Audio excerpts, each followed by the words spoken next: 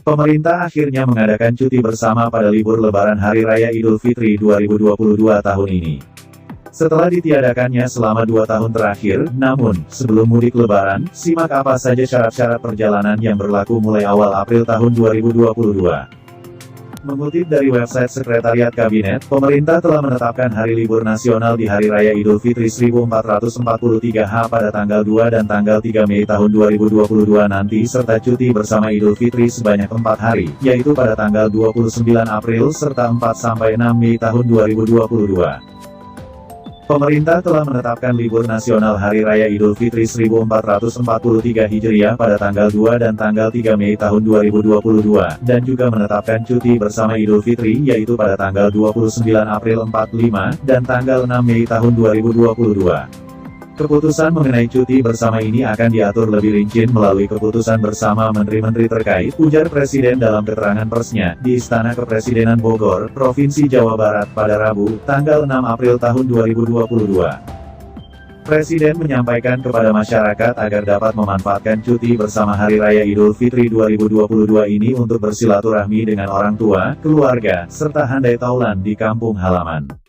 Namun Presiden meminta agar masyarakat tetap selalu waspada karena pandemi belum usai. Kita semua harus selalu waspada, bersegeralah melengkapi dengan vaksin booster, harus tetap menjalankan protokol kesehatan secara disiplin, dan harus selalu bermasker pada saat di tempat umum atau dalam kerumunan, ujarnya.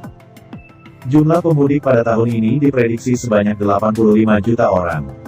Dari jumlah 85 juta itu, pemudik dari Jabodetabek diperkirakan sekitar kurang lebih 14 juta orang dan yang akan menggunakan kendaraan pribadi diperkirakan akan sebanyak kurang lebih 47%. Presiden pun menegaskan, pemerintah akan berupaya maksimal untuk memberikan pelayanan yang terbaik bagi masyarakat yang akan melaksanakan mudik Lebaran tahun ini. Tentunya, pemerintah akan bekerja keras untuk memberikan pelayanan yang maksimal agar para pemudik bisa menjalankan perjalanan dengan aman dan nyaman, tandasnya. Yang mana sebelumnya, pada hari Rabu, tanggal 6 Mei tahun 2022, pagi Presiden Jokowi telah memimpin ratas mengenai persiapan untuk menghadapi Idul Fitri 1443 seperti diungkapkan oleh Menteri Koordinator Bidang Pembangunan Manusia dan Kebudayaan, Menko PMK. Di dalam ratas tersebut Presiden meminta para jajarannya untuk mempersiapkan mudik Lebaran dengan matang. Beliau telah berpesan agar disiapkan dengan matang oleh seluruh kementerian terkait dan lembaga terkait, ujar Muhadjir. Adapun syarat perjalanan jelang mudik Lebaran sebelumnya, pemerintah juga telah mengubah syarat perjalanan jarak jauh untuk rute domestik. Yang mana Satgas Penanganan COVID-19 kembali memberlakukan kewajiban hasil tes antigen atau PCR untuk syarat perjalanan yang berlaku mulai awal April ini. Yang mana sebelumnya, syarat perjalanan yang berlaku adalah menghilangkan kewajiban penggunaan hasil tes PCR atau antigen. Mulai awal April tahun 2022 ini, masyarakat yang belum mendapatkan vaksin COVID-19 booster harus mematuhi syarat perjalanan terbaru ini, yakni membawa hasil tes PCR atau antigen. Sedangkan untuk masyarakat yang sudah mengikuti vaksin COVID-19 booster, tidak perlu membawa hasil tes COVID-19 lagi. Dikutip dari Sekretariat Kabinet, syarat perjalanan terbaru pada April tahun 2022 ini tertuang dalam Surat Edaran, Sek Nomor 16 Tahun 2022 tentang ketentuan perjalanan orang dalam negeri pada masa pandemi Coronavirus Disease 2019, COVID-19.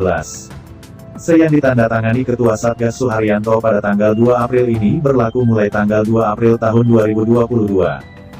Surat edaran ini berlaku efektif mulai tanggal 2 April tahun 2022 sampai waktu yang ditentukan kemudian dan akan dievaluasi lebih lanjut sesuai dengan perkembangan terakhir di lapangan ataupun hasil evaluasi dari kementerian, lembaga, ujar Suharyanto dalam Se. Berikut ini adalah ketentuan protokol kesehatan yang tertuang dalam syarat perjalanan domestik terbaru. 1. Setiap individu yang melaksanakan perjalanan orang wajib menerapkan dan mematuhi protokol kesehatan 3M, yaitu, memakai masker, menjaga jarak, dan menghindari kerumunan, serta mencuci tangan dengan sabun atau menggunakan hand sanitizer. 2. Pengetatan protokol kesehatan perjalanan orang yang perlu dilakukan berupa A. Menggunakan masker kain 3 lapis atau masker medis yang menutup hidung, mulut, dan dagu. B. Mengganti masker secara berkala setiap 4 jam, dan membuang limbah masker di tempat yang disediakan.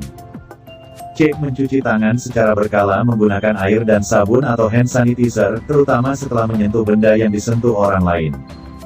D. Menjaga jarak minimal 1,5 meter dengan orang lain serta menghindari kerumunan. E. Tidak diperkenankan untuk berbicara satu arah maupun dua arah melalui telepon ataupun secara langsung sepanjang perjalanan dengan moda transportasi umum darat, perkeretaapian, laut, sungai, danau, penyeberangan, dan udara. F. Tidak diperkenankan untuk makan dan minum sepanjang perjalanan penerbangan bagi perjalanan yang kurang dari 2 jam, terkecuali bagi individu yang wajib mengkonsumsi obat dalam rangka pengobatan yang jika tidak dilakukan dapat membahayakan keselamatan dan kesehatan orang tersebut. 3. Pelaku perjalanan dalam negeri, PPDN, harus mengikuti syarat sebagai berikut. A. Setiap orang yang melaksanakan perjalanan dengan kendaraan pribadi maupun umum bertanggung jawab atas kesehatannya masing-masing, serta tunduk dan patuh pada syarat dan ketentuan yang berlaku. B. Setiap PPDN wajib menggunakan aplikasi Peduli Lindungi sebagai syarat melakukan perjalanan dalam negeri. C. PPDN dengan moda transportasi udara, laut, darat menggunakan kendaraan pribadi atau umum, penyeberangan, dan kereta api antar kota dari dan ke daerah di seluruh Indonesia berlaku syarat perjalanan sebagai berikut. 1. Syarat perjalanan untuk warga yang telah mendapatkan vaksin COVID-19 dosis ketiga, booster, tidak wajib menunjukkan hasil negatif tes RT-PCR atau rapid test antigen. 2. Syarat perjalanan untuk warga yang telah mendapatkan vaksin COVID-19 dosis kedua wajib menunjukkan hasil negatif rapid test antigen yang sampelnya diambil dalam kurun waktu 1x24 jam atau hasil negatif tes RT-PCR yang sampelnya diambil dalam kurun waktu 3x24 jam sebelum keberangkatan sebagai syarat perjalanan.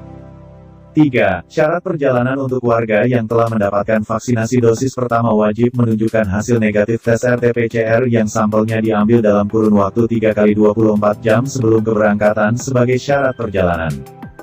4. PPDN dengan kondisi kesehatan khusus atau penyakit komorbid yang menyebabkan pelaku perjalanan tidak dapat menerima vaksinasi wajib menunjukkan hasil negatif tes RT-PCR yang sampelnya diambil dalam kurun waktu maksimal 3x24 jam sebelum keberangkatan sebagai persyaratan perjalanan dan persyaratan wajib melampirkan surat keterangan dokter dari rumah sakit RS pemerintah yang menyatakan bahwa yang bersangkutan belum dan atau tidak dapat mengikuti vaksinasi COVID-19 atau 5. PPDN dengan usia di bawah 6 tahun dikecualikan terhadap ketentuan vaksinasi dan tidak wajib menunjukkan hasil negatif tes RT-PCR atau rapid test antigen, namun wajib melakukan perjalanan dengan pendamping perjalanan yang telah memenuhi ketentuan vaksinasi dan pemeriksaan COVID-19 serta menerapkan protokol kesehatan secara ketat. D. Khusus perjalanan rutin dengan moda transportasi darat menggunakan kendaraan pribadi atau umum, dan kereta api dalam satu wilayah, kawasan aglomerasi perkotaan dikecualikan dari aturan perjalanan sebagaimana diatur dalam huruf C. 4. Ketentuan syarat perjalanan terbaru sebagaimana dimaksud pada angka 3 dikecualikan untuk moda transportasi perintis termasuk di wilayah perbatasan, daerah 3T, tertinggal, terdepan, terluar, dan pelayaran terbatas sesuai dengan kondisi daerah masing-masing. 5. Setiap operator moda transportasi diwajibkan menggunakan aplikasi Peduli Lindungi untuk memeriksa persyaratan perjalanan pada setiap PPDN. 7. Kementerian, lembaga, pemerintah provinsi, kabupaten, kota yang akan memberlakukan kriteria dan persyaratan khusus terkait pelaku perjalanan di daerahnya, dapat menindaklanjuti dengan mengeluarkan instrumen hukum lain yang selaras dan tidak bertentangan dengan seini. 8. Instrumen hukum lain yang mengatur mengenai kriteria dan persyaratan khusus sebagaimana dimaksud pada angka 6 merupakan bagian tidak terpisahkan dari seini. Dengan berlakunya surat edaran ini, maka surat edaran Satuan Tugas Penanganan COVID-19 Nomor 11 Tahun 2022 tentang ketentuan perjalanan orang dalam negeri dalam masa pandemi coronavirus disease 2019 COVID-19 dicabut dan dinyatakan tidak berlaku, tanda Suharyanto. Buat yang belum mendapatkan vaksin COVID-19 booster segera dapatkan vaksin COVID-19 booster agar tidak repot untuk memenuhi syarat perjalanan yang terbaru agar bisa mudik tahun ini.